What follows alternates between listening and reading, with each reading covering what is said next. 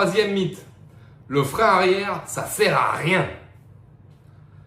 Moi, on m'avait dit il y a longtemps, si tu es un pilote, tu te sers jamais du frein arrière. Et si tu es un très bon pilote, tu t'en sers tout le temps. Non, le frein arrière, ça ne sert pas à rien, c'est hyper important.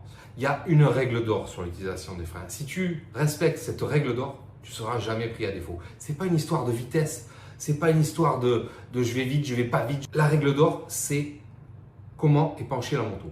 Je te la donne. Attention, moto droite, guidon droit, les deux freins. Moto inclinée ou guidon braqué, que le frein arrière. D'accord ? Ce qui veut dire que tu vas utiliser ton frein arrière, par exemple, dans un virage. Si tu rentres trop vite dans un virage, mais utilise ton frein arrière, il est là pour ça. D'accord ? Il va retenir un peu ta moto. Le frein avant, lui, dans le virage, il va avoir un effet différent. Au contraire, il va vouloir la redresser. Donc, le frein arrière est hyper utile. Il y a même beaucoup de virages. Alors, des virages très serrés, par exemple les épingles, les demi-tours serrés qu'on fait.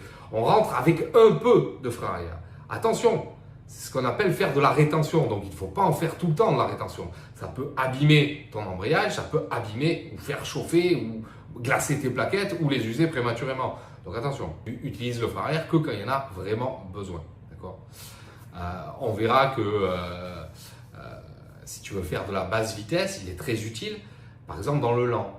Mais dans le lent, tu pourrais très bien freiner de deux freins quand tu es en ligne droite et dès que tu tournes, freiner que le frein arrière. Attention à ne pas faire de rétention quand tu fais de la basse vitesse. Là, c'est contre-productif.